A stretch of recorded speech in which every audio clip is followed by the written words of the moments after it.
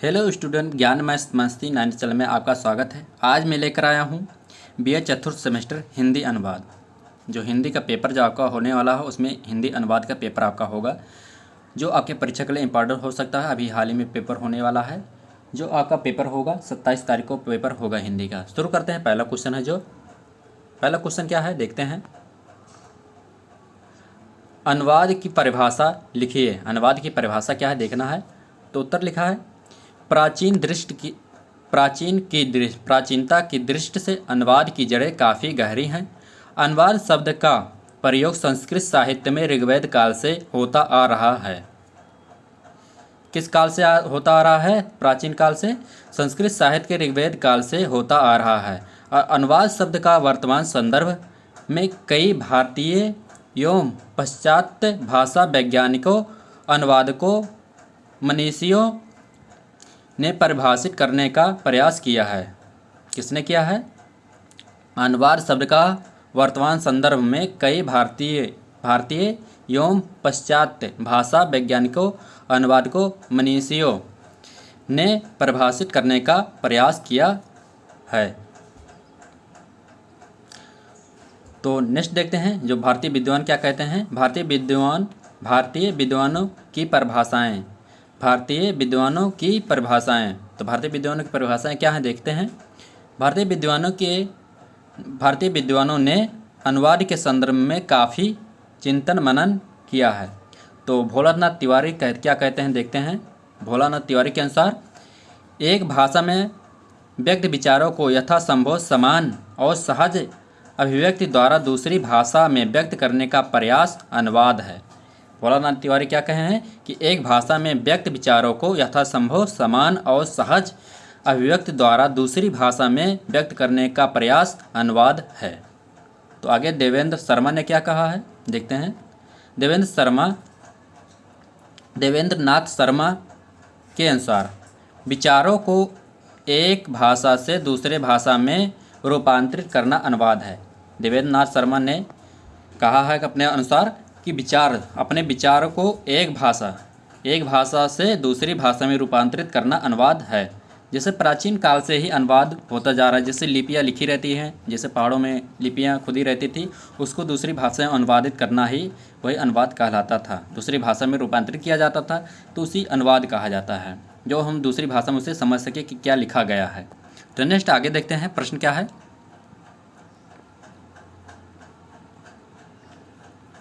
अगला प्रश्न क्या है, 2 नंबर का, लिप अंतरण से आप क्या समझते हैं। लिप अंतरण से आप क्या समझते हैं। तो लिप अंतरण से आप क्या समझते हैं। तो देखते हैं, भाषाएं लिपियों में लिखी जाती हैं। लिप अंतरण से क्या समझते हैं। भाषाएं जो हैं लिपियों में लिखी जाती हैं। प्रायः अलग अलग भाषाओं की अलग अलग लिपियां होती हैं। जो प्रायः जो होते हैं हमेशा जो हैं अलग अलग भाषाओं में जो हैं अलग अलग लिपि लिखी जाती ही थी। तो नेक्स्ट अगला है, लिप अंतरण दो शब्दों जैसे लिप प्लस अंतरण से मिलकर बना है। लिप अंतरण जो है 2 शब्दों से बना है। किससे?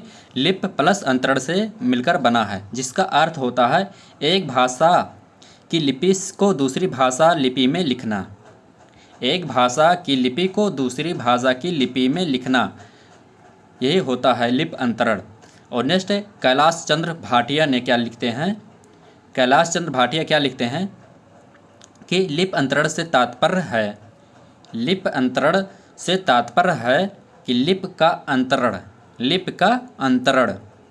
इसके लिए संस्कृत में लिप अंतरण शब्द का उपयोग किया गया है। इसके लिए जो है संस्कृत में लिप अंतरण का उपयोग किया गया है। लिप अंतरण का जो है संस्कृत में लिप अंतरण शब्द का उपयोग किया गया है।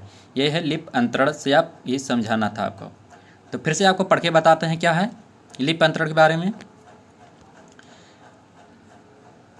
लिप अंतरण से आप क्या समझते हैं। तो उत्तर क्या है, भाषाएं लिपियों में लिखी जाती थी। प्रायः अलग अलग भाषाओं की अलग अलग लिपियां होती हैं। लिप अंतरण 2 शब्दों लिप प्लस अंतरण से मिलकर बना है, जिसका अर्थ होता है एक भाषा की लिपि को दूसरी भाषा की लिपि में लिखना। और नेक्स्ट क्या है, कैलाश चंद्र भाटिया लिखते हैं कि लिप अंतरण से तात्पर्य है कि लिप अंतरण से तात्पर्य है लिप का अंतरण। इसके लिए संस्कृत में लिप अंतरण शब्द का उपयोग किया जाता है। इसके लिए संस्कृत में लिप अंतरण शब्द का उपयोग किया जाता है। नेक्स्ट अगला प्रश्न है 3 नंबर का, मशीनी अनुवाद से क्या तात्पर्य है। जो मशीनी अनुवाद से क्या तात्पर्य है, तो मशीनी अनुवाद का क्या तात्पर्य है देखते हैं। तो मशीनी अनुवाद का अर्थ, जो मशीनी अनुवाद का अर्थ क्या होता है देखते हैं। मशीनी अनुवाद से तात्पर्य है कि मशीन अथवा कंप्यूटर प्रणाली के माध्यम से, जैसे मशीन कोई हुआ या कंप्यूटर हुआ, मशीन या कंप्यूटर प्रणाली के माध्यम से एक भाषा का दूसरी भाषा में अनुवाद करना मतलब मशीनी अनुवाद से तात्पर्य यह होता है कि मशीन या कंप्यूटर प्रणाली से एक माध्यम से दूसरी माध्यम में अनुवाद करना ही मशीनी अनुवाद होता है। तो आगे देखते हैं, आगे क्या लिखा है। इसकी 3 प्रक्रियाएं होती हैं। जो मशीनी अनुवाद की क्या होती हैं, 3 प्रक्रियाएं होती हैं। क्या क्या होती हैं, विशेषण, अंतरण एवं पुनर्गठन। इसकी 3 प्रक्रियाएं होती हैं। कौन कौन सी हैं, विशेषण, अंतरण एवं पुनर्गठन। आगे क्या लिखा है, मशीनी अनुवाद में 3 प्रक्रियाएं कंप्यूटर के द्वारा संपन्न होती हैं। मशीनी अनुवाद में ये 3 प्रक्रियाएं, तीनों प्रक्रिया जो होती हैं कंप्यूटर के द्वारा संपन्न होती हैं। तो फिर से इसको पढ़ के बताते हैं, मशीनी अनुवाद का अर्थ क्या होता है। मशीनी अनुवाद का अर्थ, मशीनी अनुवाद से तात्पर्य है मशीन अथवा कंप्यूटर प्रणाली के माध्यम से एक भाषा का दूसरी भाषा में अनुवाद करना ही मशीनी अनुवाद कहलाता है। तो इसकी 3 प्रक्रियाएं होती हैं। यह 3 प्रकार से, यह 3 प्रक्रिया के स्तर पर गुजरती है, जैसे विशेषण, अंतरण या एवं पुनर्गठन। मशीनी अनुवाद में ये तीनों प्रक्रियाएं कंप्यूटर के द्वारा संपन्न की जाती हैं। मशीनी जो अनुवाद होता है इसमें तीनों प्रक्रिया के द्वारा ही जो है संपन्न की जाती हैं। आगे क्या लिखा है मशीनी अनुवाद के बारे में। मशीनी अनुवाद की परिभाषा, मशीनी अनुवाद की परिभाषा।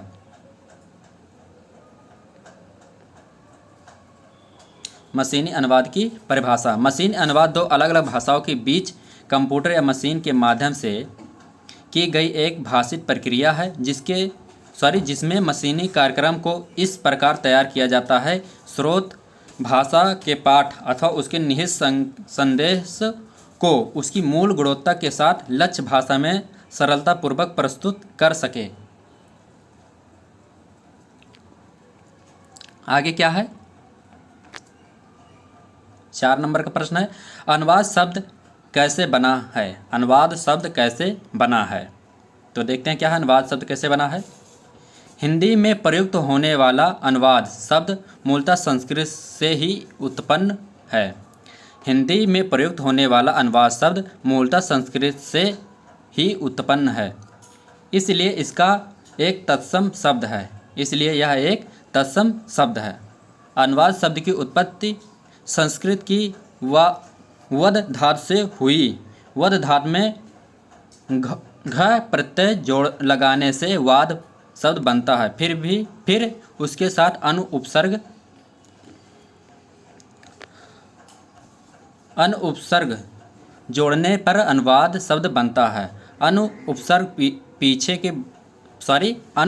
पीछे बाद में या साथ साथ यदि अर्थों का सूचक है और वाद का अर्थ होता है कथन, बोलना, भाषण, विचार, विमर्श। जो वाद का अर्थ जो होता है कथन, बोलना या भाषण, विचार, विमर्श आदि है। इसी प्रकार अनुवाद शब्द का व्युत्पत्ति मूलक अर्थ है अनुकथन, पुनः कथन अथवा किसी के द्वारा कहने के पश्चात उसी बात को दोबारा और स्पष्ट करते हुए कहना ही पुनरुक्ति। इसमें अर्थ की पुनरावृत्ति होती है और शब्द रूप की नहीं। देखते हैं, फिर से पढ़ के बताते हैं आपको कि इस प्रकार अनुवाद शब्द का व्युत्पत्ति मूलक अर्थ है अनुकथन, पुनः कथन अथवा किसी के द्वारा कहने के पश्चात उसी बात को दोबारा और स्पष्ट करते हुए कहना ही या पुनरुक्ति। इसमें अर्थ की पुनरावृत्ति होती है, शब्द रूप की नहीं होती। इसमें जो हम अनुवाद करते हैं इस शब्द की जो है पुनरावृत्ति नहीं होती है, इसमें अर्थ की पुनरावृत्ति होती है, शब्द की नहीं होगी। और जो शब्द इसमें अगर लिखा गया है उसकी शब्द की पुनरावृत्ति हम नहीं करेंगे, पुनः नहीं लिखेंगे। नेक्स्ट है, अगले देखते हैं, अगला क्या है।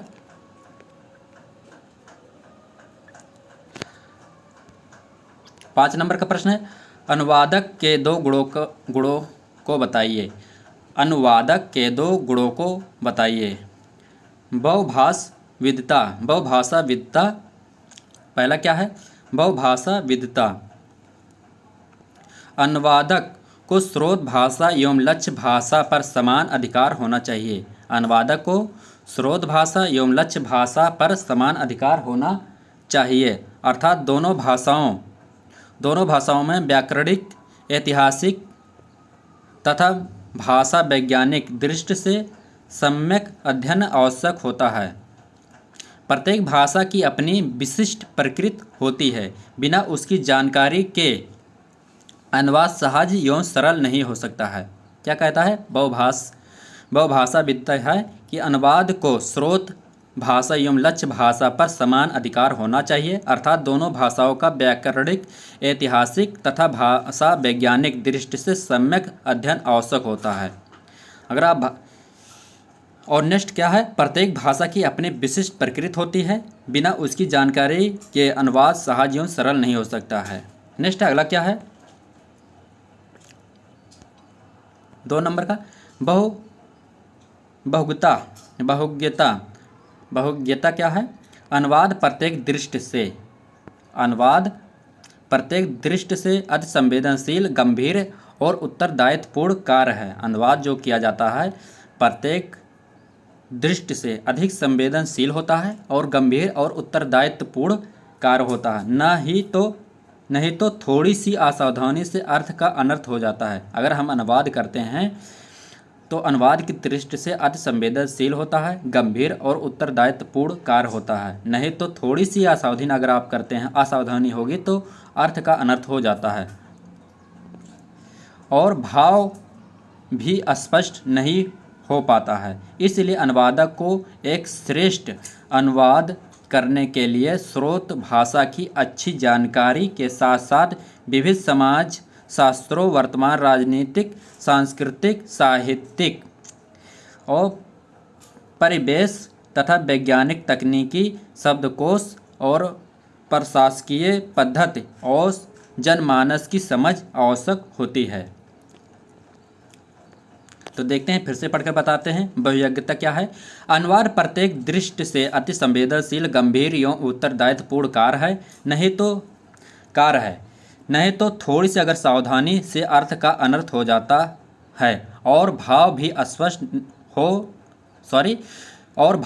स्पष्ट नहीं हो पाता। इसलिए अनुवादक को एक श्रेष्ठ अनुवाद करने के लिए स्रोत भाषा की अच्छी जानकारी के साथ साथ विविध समाजशास्त्रों, वर्तमान राजनीतिक, सांस्कृतिक, साहित्यिक, परिवेश तथा वैज्ञानिक, तकनीकी, शब्दकोश और प्रशासकीय पद्धति और जनमानस की समझ भी आवश्यक होता है बहुज्ञता में।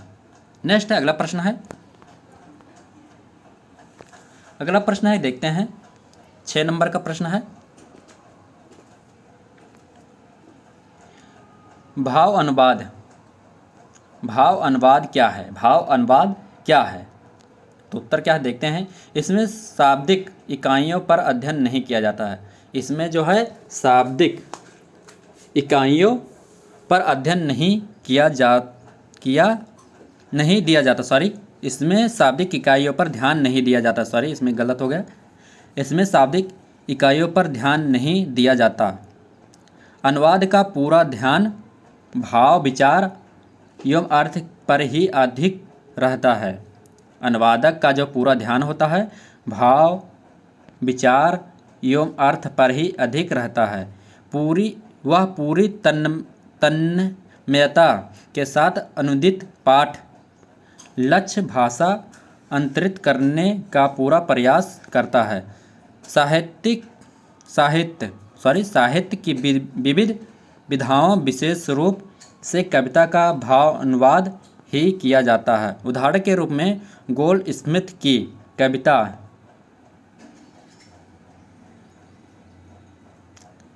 डिटरजे सॉरी डिजर्टेड विलेज का भाव अनुवाद श्रीधर पाठक के ब्रज भाषा में उजड़ ग्राम नामक शीर्षक से किया गया है। तो फिर से पढ़ के बताते हैं इसको। भाव अनुवाद क्या है?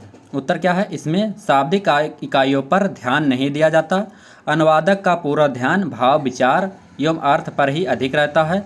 वह पूरी तन्मयता के साथ अनुदित पाठ लक्ष्य भाषा में अंतरित करने का पूरा प्रयास करता है। साहित्य की विविध विधाओं, विशेष रूप से कविता का भाव अनुवाद ही किया जाता है। उदाहरण के रूप में गोल्ड स्मिथ की कविता डिजर्टेड विलेज का भाव अनुवाद श्रीधर पाठक ने ब्रज भाषा में उजड़ ग्राम नामक शीर्षक से किया है। अगला प्रश्न क्या है? 7 नंबर का, सार अनुवाद किसे कहते हैं? सार अनुवाद किसे कहते हैं? तो देखते हैं। इस अनुवाद को मूल मुक्त अनुवाद भी कहा जाता है। इस अनुवाद जो है सार अनुवाद को मूल मुक्त अनुवाद कहा जाता है। इसमें स्रोत भाषा की मूल सामग्री का संक्षेप में अनुवाद किया जाता है। इसमें स्रोत जो भाषा होता है या मूल पाठ की मूल सामग्री का संक्षेप में अनुवाद किया जाता है। इस प्रकार की अनुवाद पद्धति का सहारा दो भाषीय लेते हैं। भाषणों, संसद में दिए गए वाक्यों एवं बहसों का अनुवाद सार अनुवाद की श्रेणी में आता है। भाषणों, संसद में दिए गए वाक्यों एवं बहसों का अनुवाद सार अनुवाद के श्रेणी में आता है। और सार अनुवाद प्रायः संसद एवं विधानसभाओं की कार्यवाहियों, सेमिनारों, सम्मेलनों की गतिविधियों का किया जाता है। इस अनुवाद में विस्तृत कथन को संक्षेप में प्रस्तुत किया जाता है। सार अनुवाद यही होता है। सार अनुवाद का उपयोग कहाँ करते हैं? भाषणों, संसद में, या सार अनुवाद का प्रायः संसद, विधानसभाओं, कार्यवाहियों, सेमिनारों एवं सम्मेलनों की गतिविधियों का किया जाता है। नेक्स्ट अगला प्रश्न क्या है? 8 नंबर का, अनुवाद के प्रकार बताइए। अनुवाद के प्रकार बताइए। डॉक्टर भोलानाथ तिवारी के अनुसार अनुवाद के कई भेद हो सकते हैं, परंतु मुख्यतः इनकी 4 हैं। कौन कौन से हैं?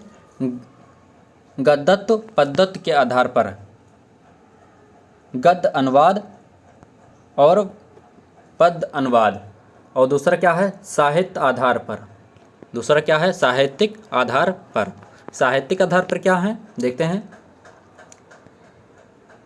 काव्य अनुवाद, नाट्य अनुवाद, और तीसरा क्या है? विषयगत अनुवाद आधार पर, जैसे ललित अनुवाद, धार्मिक और पौराणिक साहित्य अनुवाद, विविध साहित्य अनुवाद, समाजशास्त्रीय विषय अनुवाद, प्रशासनिक अनुवाद, वैज्ञानिक तकनीकी अनुवाद, ये सभी जो हैं अनुवाद के अंतर्गत आते हैं। चौथा क्या है? अनुवाद की प्रकृति के आधार पर, जैसे शब्द अनुवाद, भाव अनुवाद, छाया अनुवाद, व्याख्या अनुवाद, सार अनुवाद, वार्ता अनुवाद, रूपांतरण अनुवाद, आदर्श अनुवाद, ये सभी जो अनुवाद की श्रेणी आते हैं डॉक्टर भोलानाथ तिवारी के अनुसार। नेक्स्ट अगला क्या है? 9 नंबर का प्रश्न है, देखते हैं। 9 नंबर का प्रश्न, अनुवाद की किसी एक समस्या को बताइए। अनुवाद की किसी एक समस्या को बताइए। अनुवाद जो समस्या है, किसी एक समस्या के अनुवाद की बताइए। उत्तर क्या है देखते हैं।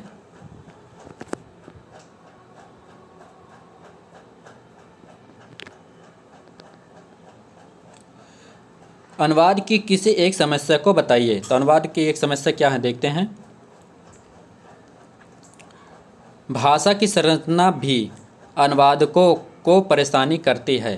भाषा की संरचना भी अनुवादकों को परेशान करती है। जो भाषा होती है, जिस भाषा में लिखी रहती है, जो अनुवाद करने वाले लोग होते हैं, उनको बहुत परेशान करती है, क्योंकि भाषा की संरचना एक समान नहीं होती है। जो भाषा की जो संरचना होती है एक समान नहीं होती है।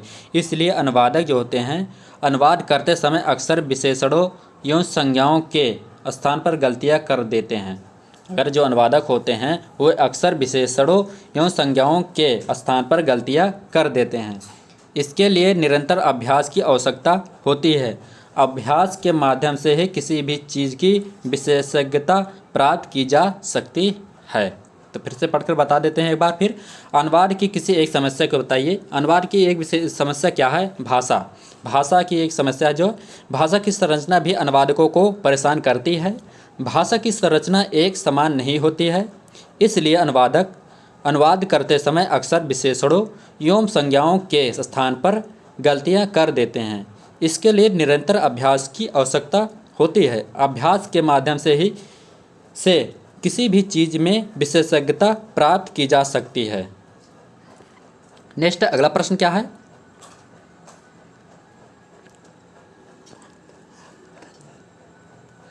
अगला प्रश्न है 10 नंबर का। आसु आसु आसु अनुवाद से क्या तात्पर्य है? जो आसु अनुवाद है उससे क्या तात्पर्य है? तो देखते हैं आसु अनुवाद क्या है। यह एक प्रकार का द्विभाषीय कर्म है। यह एक प्रकार का द्विभाषीय कर्म है। इसमें मूल वक्ता के वक्तव्य को लक्ष्य भाषा में दोभाषीय के रूप में दोभाषी के द्वारा तत्क्षण भाषांतरण किया जाता है। इसके लिए आसु अनुवादक का भाषा ज्ञान गहन अत्यधिक प्रामाणिक होनी चाहिए। अनेक महत्वपूर्ण भाषणों, वार्ताओं, अनुबंधों आदि का अनुवाद करने के लिए उसे बिना किसी कोश या संदर्भ ग्रंथ के तत्काल करना पड़ता है। कोश संदर्भ ग्रंथ के ही तत्काल करना पड़ता है। उसे केवल भाषा ज्ञान ही नहीं अपितु दोनों देशों के इतिहास, संस्कृति, समाज का भी ज्ञान प्रचुर मात्रा में होना चाहिए। आज की इस प्रतिस्पर्धापरक दुनिया में आसु अनुवादकों की आवश्यकता नित्य प्रति बढ़ती जा रही है। तो फिर से पढ़कर बताते हैं आसु अनुवाद के तात्पर्य क्या हैं। आसु अनुवाद के तात्पर्य: यह एक प्रकार का द्विभाषीय कर्म है। इसमें मूल वक्ता के वक्तव्य को लक्ष्य भाषा या अनुदित पाठ में दोभाषीय के द्वारा तत्क्षण भाषा अंतरण किया जाता है। इसके लिए आसु अनुवादक का भाषा ज्ञान गहन एवं अत्यंत प्रामाणिक होना चाहिए। अनेक महत्वपूर्ण भाषणों, वार्ताओं, अनुबंधों आदि का अनुवाद करने के लिए उसे बिना किसी कोश या संदर्भ ग्रंथ के ही तत्काल करना पड़ता है। उसे केवल भाषा ज्ञान ही नहीं अपितु उन दोनों देशों के इतिहास, संस्कृति एवं समाज का भी ज्ञान प्रचुर मात्रा में होना चाहिए। आज के इस प्रतिस्पर्धा परक दुनिया में आसु अनुवादकों की आवश्यकता अत्यधिक बढ़ती जा रही है। आसु अनुवाद जो किया जाता है वह दो देशों के बीच किया जाता है। जो आसु अनुवाद जो करते हैं उनको इतिहास और संस्कृति और समाज का भी प्रचुर मात्रा में ज्ञान होना चाहिए, तभी वो आसु अनुवाद कर सकते हैं। नेक्स्ट अगला प्रश्न क्या है देखते हैं। अगला प्रश्न है सहज अनुवाद। अगला प्रश्न क्या है कि सहज जो अनुवाद क्या है। तो देखते हैं अगला प्रश्न है सहज अनुवाद किसे कहते हैं। इसकी सहजता एवं सरलता के कारण इसे आदर्श अनुवाद भी कहा जाता है।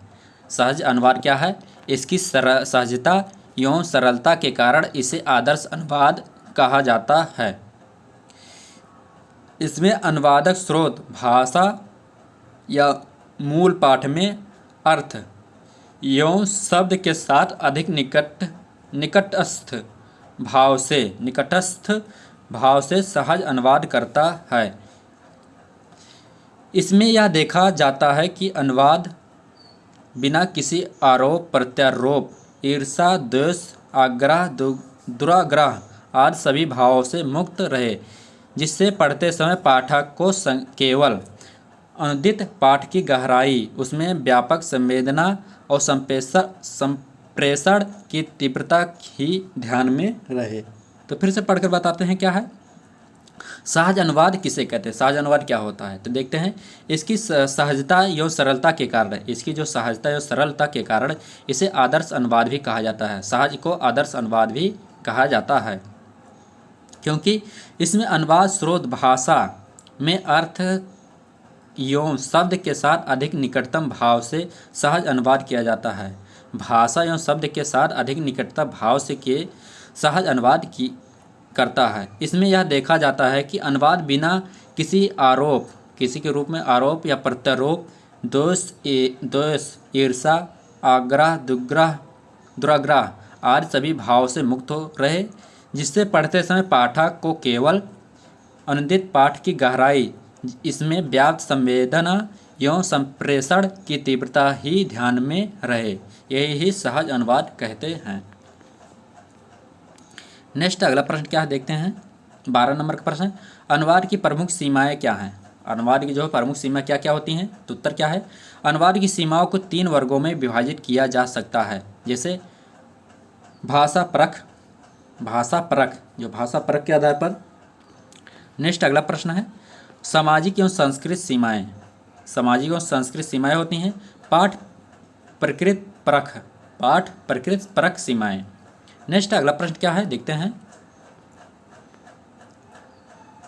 अगला प्रश्न है 13 नंबर का, अनुवाद प्रक्रिया किसे कहते हैं। जो अनुवाद प्रक्रिया किसे कहते हैं। प्रक्रिया शब्द अंग्रेजी में प्रोसेस या प्राय है, प्रोसेस का प्राय है। प्रक्रिया शब्द अंग्रेजी के प्रोसेस का प्राय है, जो प्रक्रिया संयोग से बनकर विशिष्ट क्रिया का बोध करता है। किसी कार्य की प्रक्रिया या विशिष्ट क्रिया को जानने का अर्थ होता है। कार्य को कैसे संपादित किया जाता है, इस अर्थ में अनुवाद कर्म में हम स्रोत भाषा से लक्ष्य भाषा तक पहुँचने के लिए जिन क्रमबद्ध सोपानों से होकर गुजरते हैं, उन सुनिश्चित व स्वदेश सोपानों को अनुवाद प्रक्रिया कहा जाता है। तो फिर से पढ़कर बताते हैं क्या है। अनुवाद प्रक्रिया किसे कहते हैं। प्रक्रिया शब्द अंग्रेजी के प्रोसेस का प्राय है, जो प्रक्रिया के संयोग से बनकर विशिष्ट क्रिया का बोध करता है। किसी कार्य की प्रक्रिया या विशिष्ट क्रिया को जानने का अर्थ होता है कार्य को कैसे संपादित किया जाए। इस अर्थ में अनुवाद कर्म में हम स्रोत भाषा से लक्ष्य भाषा तक पहुँचने के लिए जिन क्रमबद्ध सोपानों से होकर गुजरते हैं, उन सुनिश्चित व स्वदेश सोपानों को अनुवाद प्रक्रिया कहा जाता है। नेक्स्ट अगला प्रश्न क्या है देखते हैं। अगला प्रश्न है 14 नंबर का, नायडा द्वारा प्रतिस्थापित अनुवाद प्रक्रिया के सोपान बताइए। नायडा द्वारा प्रतिस्थापित अनुवाद प्रक्रिया के सोपान बताइए। तो क्या है, विशेषण, अंतरण, पुनर्गठन, ये तीनों हैं। नेक्स्ट अगला प्रश्न क्या है देखते हैं। अगला प्रश्न है छाया अनुवाद। अगला प्रश्न क्या है, छाया अनुवाद। छाया अनुवाद से आप क्या समझते हैं। छाया अनुवाद से आप क्या समझते हैं। तो क्या है, स्रोत पाठक पढ़ने के बाद, जो श्रोता होता है, स्रोत पाठ पढ़ने के बाद अनुवादक जो समझता है, अनुभव करता है तथा उसके मन में उसका जो प्रभाव पड़ता है, उसके संदर्भ में वह मूल पाठ का लक्ष्य भाषा में जिस प्रकार कथ्य का रूपांतरण करता है, उसे छाया अनुवाद कहता है। तो फिर से पढ़ के बताते हैं। स्रोत भाषा पढ़ने के बाद जो श्रोता होता है, जो स्रोत पाठक पाठ पढ़ने के बाद अनुवाद को समझता है या अनुभव करता है, जो मन में अनुभव या पढ़ता है, समझता है, अनुभव करता है तथा उसके मन पर उसका जो प्रभाव पड़ता है, उसके संदर्भ में वह मूल पाठ का लक्ष्य भाषा में जिस प्रकार कथ्य का रूपांतरण करता है, उसे छाया अनुवाद कहते हैं। इसमें अनुवादक को पूरी छूट होती है, वह मुख्य भाव को लेकर लक्ष्य पाठ की रचना करे। वह जो है मुख्य भाव को लेकर लक्ष्य भाव की रचना करे। इस प्रकार छाया अनुवाद में मूल पाठ की छाया मात्र होती है। इस प्रकार जो छाया अनुवाद में जो है मूल जो पाठ होता है उसकी सिर्फ मात्र छाया दिखाई देती है, उसमें कोई दिखाई नहीं पड़ता है, बस लिखा नहीं रहता है। अर्थात उसके कथ्य का अनुकूलन लक्ष्य भाषा की सामाजिक एवं संस्कृत स्थितियों के अनुसार किया जाता है। यह एक प्रकार का रूपांतरण है जो देशीयता के पुट कथ्य को सशक्तता प्रदान करता है। फिर से पढ़ के बताते हैं छाया अनुवाद से आप क्या समझते हैं। स्रोत भाषा, उत्तर क्या है, स्रोत पाठ पढ़ने के बाद अनुवादक को जो समझ या अनुभव करता है तथा उसके मन में उसका जो प्रभाव पड़ता है उसके संदर्भ में वह मूल पाठ का लक्ष्य भाषा में जिस प्रकार कथ्य का रूपांतरण करता है उसे छाया अनुवाद कहते हैं। इसमें अनुवादक को पूरी छूट होती है कि वह मुख्य भाव को लेकर लक्ष्य पाठ की रचना करे। इस प्रकार छाया अनुवाद में मूल पाठ की छाया मात्र होती है, अर्थात उसके कथ्य का अनुकूलन लक्ष्य भाषा की सामाजिक एवं सांस्कृतिक स्थितियों के अनुसार किया जाता है। यह एक प्रकार का रूपांतरण है जो देशीयता के पुट से कथ्य को सशक्तता प्रदान करता है। नेक्स्ट अगला प्रश्न क्या है।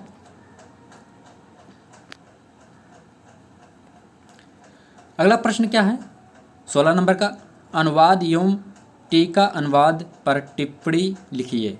अनुवाद एवं टीका अनुवाद पर टिप्पणी लिखिए। क्या है अनुवाद। अनुवाद शब्द का, अनुवाद जो है शब्द वद धातु से निर्मित है। वद का अर्थ होता है बोलना, जो वद का जो अर्थ होता है बोलना, कहना। वद धातु में घोय प्रत्यय लगाने के बाद शब्द बनता है, वाद शब्द बनता है तथा इसमें अनु उपसर्ग लगाने से अनुवाद शब्द बनता है। अनु का अर्थ होता है बाद में या उपरांत। वाद का अर्थ क्या होता था, बोलना या कहना, और अनु का अर्थ होता है उपरांत। अतः अनुवाद का अर्थ है किसी के कहने के उपरांत कहना या पुनः कथन। अनुकथन, अनुवचन। भारत में अनुवाद की परंपरा बहुत पहले से शुरू आती है। जो अनुवादी जो परंपरा जो है बहुत पहले से शुरू चली आ रही है।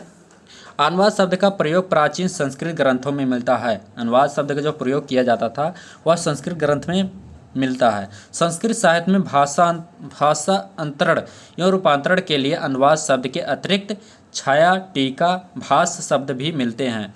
संस्कृत में इनके अतिरिक्त अनुवाद के समकक्ष भाषा अनुवाद शब्द भी मिलता है। भाषा अनुवाद प्रकृति आदि लोक भाषाओं के संस्कृत रूपांतरण को कहते हैं। बोलचाल की भाषा में इसे टीका अनुवाद कहा जाता है। बोलचाल के अनुसार में इसे टीका अनुवाद भी कहा जाता है। नेक्स्ट अगला प्रश्न क्या है देखते हैं। अगला प्रश्न है 17 नंबर का, अनुवाद और भाषा में क्या संबंध है। अनुवाद और भाषा में क्या संबंध है। भाषा सामाजिक संपत्ति है। भाषा क्या है, यह सामाजिक संपत्ति है, परंपरागत संपत्ति है। साथ ही अर्जित संपत्ति भी। भाषा की प्रकृति भी बहुत कुछ मानव प्रकृति के समान ही होती है। जिस प्रकार मानव अपनी रुचि एवं प्रकृति के अनुसार ही खाद्य या भक्षण करता है, उसी प्रकार भाषा उन्हीं तत्वों को ग्रहण करती है जो उसकी प्रकृति के अनुकूल हो। फिर से पढ़ के बताते हैं क्या है। अनुवाद और भाषा में क्या अंतर है। भाषा सामाजिक संपत्ति है, परंपरागत संपत्ति है। भाषा जो सामाजिक संपत्ति है और परंपरागत संपत्ति है। साथ ही अर्जित संपत्ति भी कहा जाता है। भाषा प्रकृति भी बहुत कुछ मानव को प्रकृति के समान ही होती है।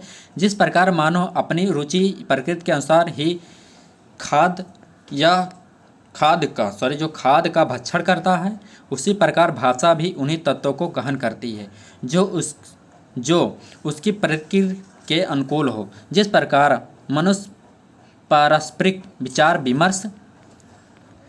विचार विमर्श से लाभान्वित होता है, उसी प्रकार भाषा भी अपने विकास के लिए आदान प्रदान की अपेक्षा रखती है। भाषा अर्जित की जाती है, यह जन्मजात नहीं है। भाषा जो है अर्जित की जाती है, जन्मजात नहीं है। नेक्स्ट अगला प्रश्न है अनुवाद की उपयोगिता हर युग हर देश एवं समाज के लिए है। उसकी भावी प्रगति बनाए रखने के लिए आवश्यक एवं महत्वपूर्ण है। अनुवाद जो है उपयोगी जो है हर युग हर देश एवं समाज के लिए है। यह हर युग मतलब आने वाले कल और हर देश के लिए और हर समाज के लिए अनुवाद जो है उपयोगी है। उसकी भावी प्रगति को बनाए रखने के लिए आवश्यक एवं महत्वपूर्ण है। किसी रचना का भाषा अंतरण कर देना ही अनुवाद की कोट में नहीं आता है। अनुवाद विविध भाषियों को वाणी देता है। यह ज्ञान अर्जन में अपनी महती भूमिका दर्शाता है। नेक्स्ट अगला प्रश्न क्या है? 18 नंबर का, अनुवाद और समाज में संबंध। अनुवाद और समाज में संबंध देखते हैं। अनुवाद और समाज में संबंध क्या है? अनुवाद और समाज में संबंध, तो अनुवाद और समाज में संबंध है क्या देखते हैं। समाज वह सामाजिक इकाई है जिसमें मानवीय रूपी सामाजिक प्राणी निवास करता है। यही कारण है समाज की हर गतिविधि वहाँ तक साहित्य को प्रभावित करती है, चाहे वह मौलिक साहित्य हो या अनुदित। मैकाइवर एवं पेज के अनुसार समाज सामाजिक संबंधों का जाल है। समाज जो है सामाजिक संबंधों का जाल है। मनुष्य इसी सामाजिक परिधि के चतुर्दिक विचरण करता रहता है, चारों ओर विचरण करता है। समाज परिधि के चारों ओर विचरण करता है। आज के समय में अनुवाद की उपयोगिता एवं महत्व निरंतर बढ़ रहा है, क्योंकि अनुवाद के माध्यम से एक देश एवं समाज के विचारों, भावों, मूल्यों, संस्कृति, सभ्यताओं, ज्ञान, विज्ञान आदि अन्य देशों तथा प्रचारित एवं प्रसारित किया जा सकता है। अन्य देशों तक प्रसारित किया जा सकता है।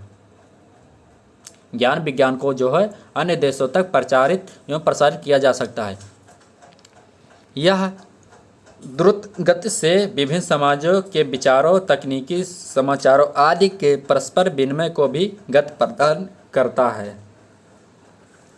नेक्स्ट अगला प्रश्न क्या है देखते हैं। 19 नंबर, संकेत प्रणाली से आप क्या समझते हैं? संकेत प्रणाली से आप क्या समझते हैं? संकेत प्रणाली क्या है? संकेत प्रणाली से तात्पर्य है ऐसे सांकेतिक भाषा प्रणाली, चिन्ह प्रणाली से है जिसमें विचार संप्रेषण के लिए प्रायः ध्वनि स्वरणीय पद्धति के स्थान पर हम अंग संकेतों और प्रतीक संकेतों का उपयोग करते हैं। अंग संकेतों या प्रतीक संकेतों का उपयोग किया जाता है। समानतः किसी अक्षर, शब्द अथवा वाक्य को किसी विशेष चिन्ह या प्रतीक के माध्यम से अभिव्यक्त किया जाता है और साथ ही इसमें हाथ के इशारे, शरीर तथा चेहरे के हाव भाव का भी उपयोग किया जाता है। संकेत प्रणाली में क्या होता है? संकेत प्रणाली से आप क्या समझते हैं? संकेत प्रणाली से तात्पर्य है ऐसी सांकेतिक भाषा प्रणाली या चिन्ह प्रणाली से है जिसमें विचार संप्रेषण के लिए प्रायः ध्वनि स्वरणीय पद्धति के स्थान पर अंग संकेतों और प्रतीक संकेतों का उपयोग किया जाता है। सामान्यतः किसी अक्षर, शब्द अथवा वाक्य को किसी विशेष चिन्ह या प्रतीक के माध्यम से अभिव्यक्त किया जाता है और साथ ही साथ इसमें हाथ के इशारों, शरीर तथा चेहरे के हाव भाव का भी उपयोग किया जाता है। नेक्स्ट अगला प्रश्न क्या है? कोश के प्रकार। कोश जो होता है, कोश के प्रकार बताइए। कोश के प्रकार क्या है? मुख्यतः कोश के 3 भेद हैं। व्यक्ति कोश, जब किसी साहित्य में प्रयुक्त शब्दों का ध्यान में रखकर कोश का निर्माण किया जाता है, वह कोश व्यक्ति कोश कहलाता है। साहित्य के प्रयुक्त शब्दों का ध्यान में रखते हुए कोश का निर्माण किया जाता है तो वह व्यक्ति कोश कहलाता है। यथा अंग्रेजी में प्रसिद्ध लेखक विलियम शेक्सपियर, राम भक्त शाखा के कवि तुलसीदास और छायावाद के लेखक जयशंकर प्रसाद आदि के साहित्य कोश हैं। और पुस्तक कोश क्या है? पुस्तक कोश को किसी एक प्रसिद्ध पुस्तक में व्याप्त शब्दों का आधार पर बनाकर कोश का निर्माण किया जाता है। अर्थात तुलसीदास कृत रामचरितमानस, मैथिली शरणगुप्त कृत साकेत और जयशंकर प्रसाद कृत कामायनी, मुक्तबोध कृत और अंधेरे में आदि के कोश हैं। नेक्स्ट अगला प्रश्न क्या है देखते हैं। भाषा कोश। कोश के आधार पर कितने कोश होते हैं? 3 कोश होते हैं। भाषा कोश अगला क्या है? भाषा कोश। इसमें कोश एक भाषा में हो सकता है और एक से अधिक भाषाओं में भी। भाषा वाले कोश को एक भाषिक कोश, दो भाषाओं वाले कोश को दो भाषिक कोश कहा जाता है। और भाषा कोश की मुख्यतः 3 प्रकार का होता है: वर्णनात्मक कोश, ऐतिहासिक कोश, तुलनात्मक कोश। भाषा कोश क्या है देखते हैं फिर से। इसमें कोश एक भाषा में भी हो सकता है और एक से अधिक भाषा में भी। एक भाषा वाले कोश को भाषिक कोश और दो भाषाओं वाले कोश को द्विभाषिक कोश। और भाषा कोश भी मुख्यतः 3 प्रकार का होता है: वर्णनात्मक कोश, ऐतिहासिक कोश, तुलनात्मक कोश। नेक्स्ट अगला प्रश्न क्या देखते हैं। अगला प्रश्न क्या है, उच्चारण कोश। उच्चारण कोश से आप क्या समझते हैं? उच्चारण कोश से आप क्या समझते हैं? इसे अंतर्राष्ट्रीय ध्वनि प्रतीकों की सहायता से शब्दों का सही रूप में रूपांतरण किया जाता है। किसी भाषा और लिपि को सबसे उत्कृष्ट स्थिति यह होती है कि उसके लिखित या उच्चारित शब्द में कोई अंतर न हो। किसी व्यवहारिक रूप से यह संभव नहीं हो पाता। उसका सबसे प्रमुख कारण यह है कि भाषा लिखित रूप से काफ़ी समय तक एक सा बना रहता है, परंतु उच्चारित रूप में अंतर आ जाता है। अतः शुद्ध उच्चारण सीखने एवं लिखने की आवश्यकता महसूस की जाने लगती है। नेक्स्ट अगला प्रश्न है, भाषिक कोश। भाषिक कोश से क्या समझते हैं? इसके अंतर्गत वह कोश आते हैं जिसमें भाषा और उसके विशिष्ट घटकों को आधार के रूप में लेकर कोश की रचना की जाती है। इन आधारों में भाषा के शब्दों की व्युत्पत्ति, विप्राय, उच्चारण आदि जैसे पक्ष शामिल होते हैं। भाषिक कोश अंतर्गत एक भाषिक कोश, द्विभाषिक कोश, बहुभाषिक कोश, उपभाषा बोली कोश, विलोम कोश, मुहावरा कोश, लोकोक्ति कोश, समानांतरण कोश आदि। भाषा कोश क्या है? भाषा कोश से क्या है? इसी के अंतर्गत वह कोश आते हैं जिसमें भाषा और उसके विशिष्ट घटकों के आधार के रूप में लेकर कोश की संरचना की जाती है। इन आधारों में भाषा शब्दों की व्युत्पत्ति, विप्राय, उच्चारण आदि जैसे पक्ष शामिल होते हैं। भाषिक कोश के अंतर्गत एक भाषिक कोश, द्विभाषिक कोश, बहुभाषिक कोश, उच्च भाषिक कोश, विलोम कोश, मुहावरा कोश, लोकोक्ति कोश, समानांतरण कोश, ये सभी हैं। नेक्स्ट अगला प्रश्न है, पुराण कोश क्या है? पुराण जो है कोश क्या है? पुराण कोश क्या है देखते हैं। पुराण कोश से आप क्या समझते हैं? उत्तर क्या है, इस प्रकार के कोश में उन दंत कथाओं को संकलित किया जाता है। इस प्रकार के कोश में उन दंत कथाओं को संकलित किया जाता है जिनकी चर्चा नाना प्रकार ग्रंथों, पुराणों आदि में हुई है। जिन संदर्भ में साहित्य में यंत्र तंत्र लिखने को मिलता है, यह कथाएं एक साथ एक ही स्थान पर मिल जाती हैं। इस प्रकार की कथाओं को जानने के लिए कोशों की सहायता लेना आवश्यक है। हिंदी में डॉक्टर जयशंकर भारती का प्राचीन कथा कोश, राणा प्रताप शर्मा का पौराणिक कोश, डॉक्टर NB कुट्टन पिल्ले का मिलिंद पौराणिक संदर्भ कोश ऐसे ही कोश हैं। नेक्स्ट अगला प्रश्न क्या देखते हैं, मिथक से आप क्या समझते हैं? जो मिथक है से आप क्या समझते हैं? तो इसमें क्या है, भाषेतर कोश के अंतर्गत रखा जाता है। यह भाषेतर के अंतर्गत रखा जाता है। कवियों एवं विद्वानों ने मिथ में व्याप्त संभावनाओं का उपयोग अपने अपने ढंग से किया है। फिर से पढ़ते हैं, इस भाषेतर कोश के अंतर्गत रखा जाता है। कवियों एवं विद्वानों के मिथ में व्याप्त संभावनाओं का उपयोग अपने अपने ढंग से किया है। इसके लिए पुरावृत्त, पुराण कथा, देव कथा आदि का अर्थ संकुचित अनुवादों से काम चलाया जाता है। सभी देशों के साहित्य अनेक मिथकों से भरे पड़े हैं। मिथक संस्कृत विशेष की विशेष देन होते हैं। उनमें किसी जात, धर्म और चेतन मन सुरक्षित रहता है। मिथक एक प्रकार से आदिम युगीन भाषा एवं साहित्य। मिथक में किसी कथा या कहानी का अंश रहता है।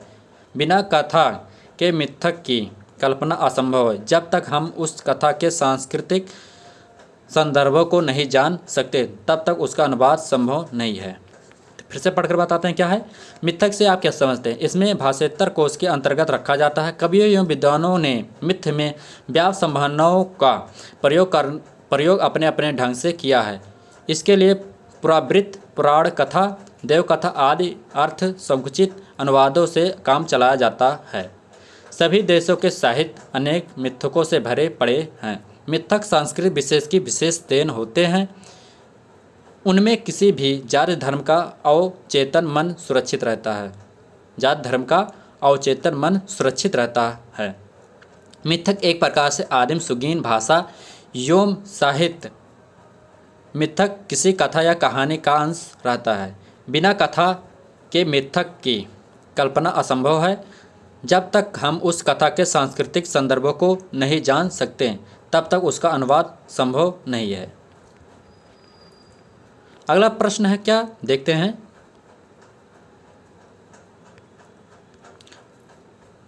अगला प्रश्न है परिभाषिक शब्द। परिभाषिक शब्द क्या है?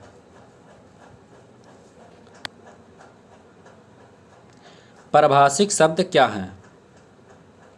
तो परिभाषिक शब्द परिभाषिक शब्द को परिभाषित करते हुए डॉक्टर भोलानाथ तिवारी ने लिखा है कि परिभाषित शब्द ऐसे शब्द को कहते हैं जो केवल विद्वानों शास्त्रों ने सुनिश्चित अर्थ में प्रयुक्त होते हैं, जिनकी उन विज्ञानों और शास्त्रों के संदर्भ में परिभाषा दी जा सकती है, जैसे अद्वैतवाद, दर्शन, कथानक, आलोचना, क्रिया विशेषण, व्याकरण आदि। सूची इस प्रकार के शब्दों की परिभाषा दी जा सकती है, इसलिए उन्हें परिभाषिक शब्द कहते हैं। कुछ परिभाषिक शब्द ऐसे हैं। नेक्स्ट अगला प्रश्न है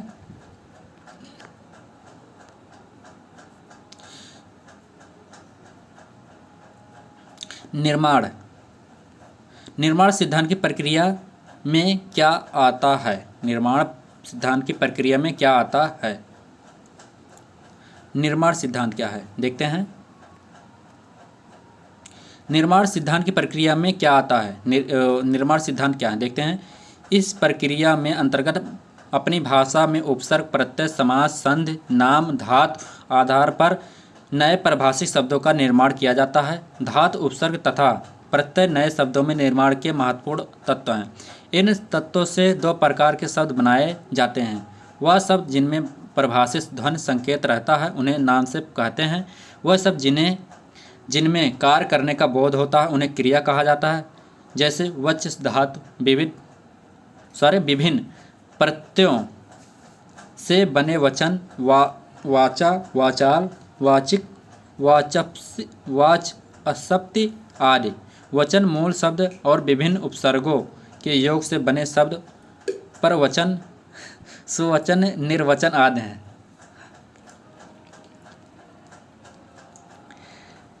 निर्माण सिद्धांत की प्रक्रिया में क्या आता है? निर्माण सिद्धांत जैसे इस प्रक्रिया के अंतर्गत अपनी भाषा के उपसर्ग, प्रत्यय, समास, संधि, नाम, धातु आदि के आधार पर नए परिभाषिक शब्दों का निर्माण किया जाता है। धातु, उपसर्ग तथा प्रत्यय नए शब्दों का निर्माण के महत्वपूर्ण तत्व हैं। धातु, उपसर्ग तथा प्रत्यय जो हैं निर्माण के महत्वपूर्ण तत्व हैं। इन सब तत्वों से दो प्रकार के शब्द बनाए जाते हैं। वह शब्द जिनमें परिभाषिक ध्वनि संकेत रहता है उन्हें नाम कहते हैं। वह शब्द जिनमें कार्य करने का बोध उसे क्रिया कहा जाता है। जैसे वच धातु और विभिन्न प्रत्ययों के बनने से वचन, वाचा, वाचाल, वाचिक, वाचस्पति आदि। वचन मूल शब्द और विभिन्न उपसर्गों के योग से बने शब्द पर वचन, सुवचन, निर्वचन आदि हैं। नेक्स्ट अगला प्रश्न क्या है, देखते हैं। अगला प्रश्न क्या है?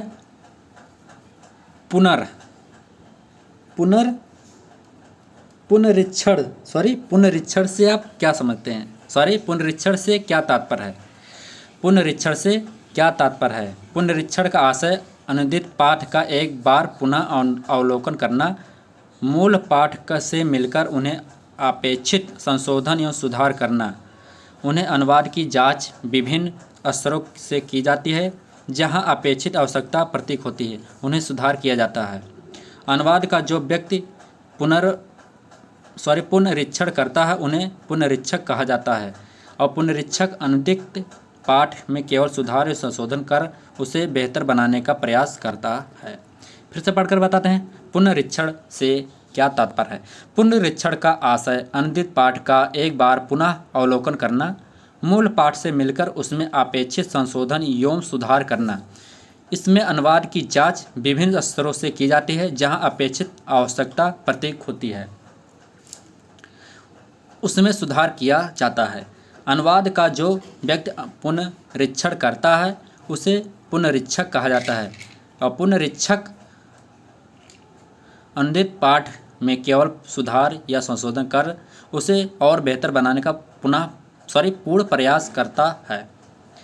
मूल्यांकन किसे कहते हैं? अगला प्रश्न है 28 नंबर का, मूल्यांकन करना। मूल्यांकन किसे कहते हैं?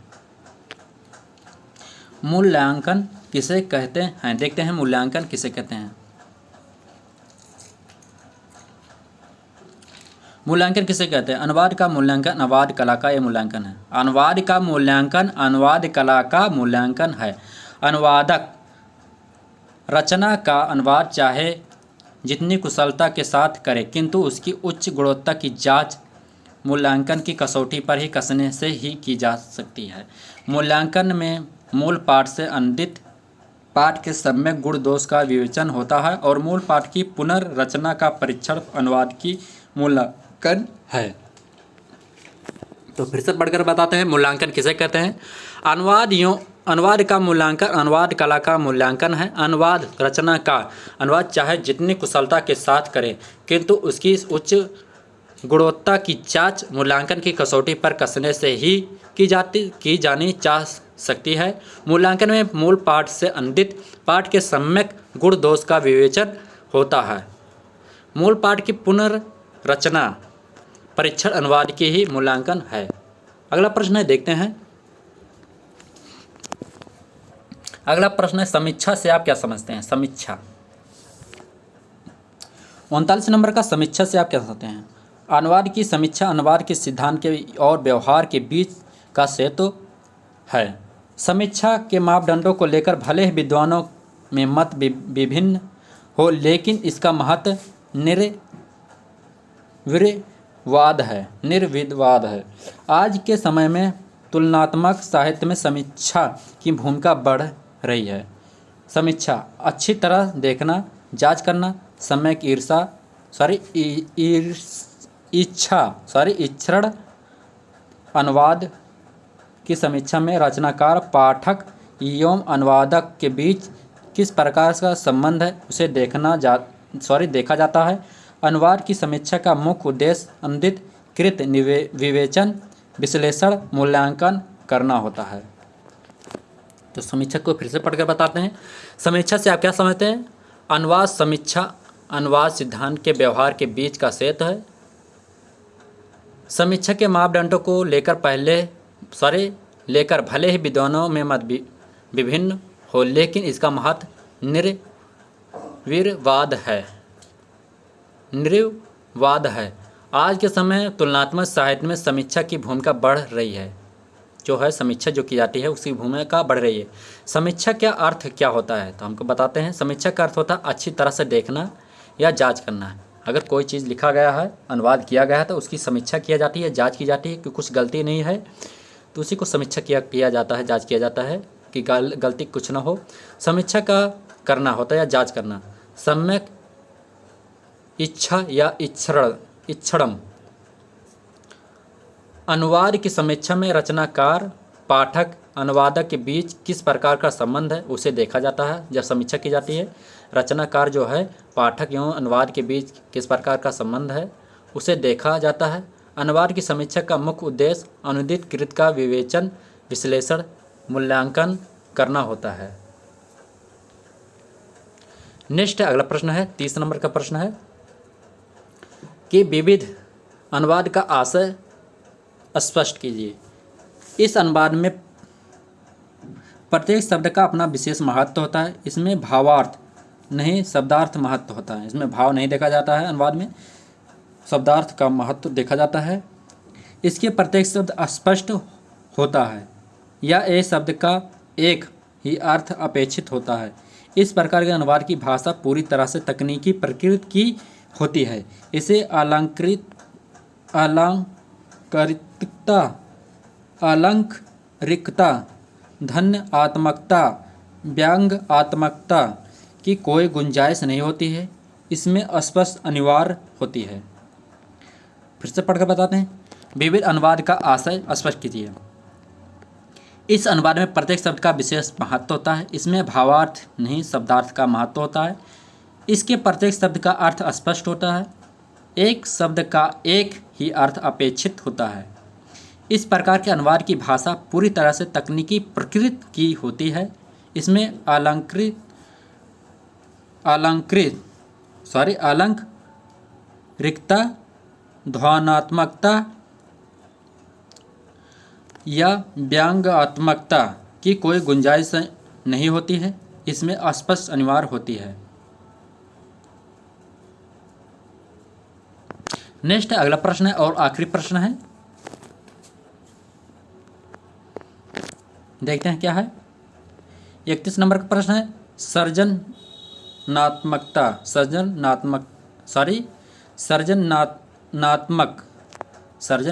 क्या है? सर्जनात्मक अनुवाद से क्या आशय है? सर्जनात्मक अनुवाद से क्या आशय है? तो उत्तर क्या है?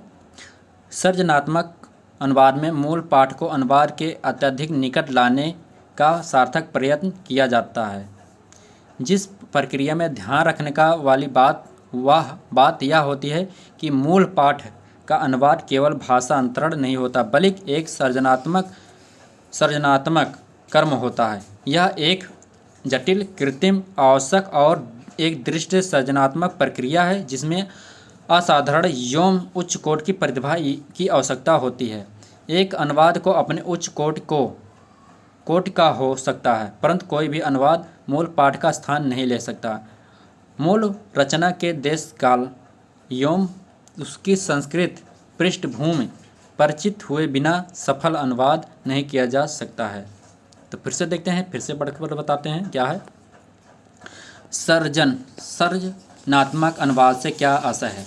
सर्जनात्मक अनुवाद के मूल पाठ को अनुवाद के अत्यधिक निकट लाने का सार्थक प्रयत्न किया जाता है। इस प्रक्रिया में ध्यान रखने वाली बात यह होती है कि मूल पाठ का अनुवाद केवल भाषांतरण नहीं होता है, बल्कि वह एक सृजनात्मक कर्म होता है। यह एक जटिल, कृत्रिम, आवश्यक और एक दृष्टि सृजनात्मक प्रक्रिया है। इसमें असाधारण एवं उच्च कोटि की प्रतिभा आवश्यक होती है। यह अनुवाद अपने आप उच्च कोटि का हो सकता है, परंतु कोई भी अनुवाद मूल पाठ का स्थान नहीं ले सकता। मूल रचना के देश काल एवं उसकी सांस्कृतिक पृष्ठभूमि से परिचित हुए बिना सफल अनुवाद नहीं किया जा सकता है। अगर आपको वीडियो अच्छा लगे लाइक और सब्सक्राइब जरूर कीजिएगा और वीडियो को देखने के लिए धन्यवाद।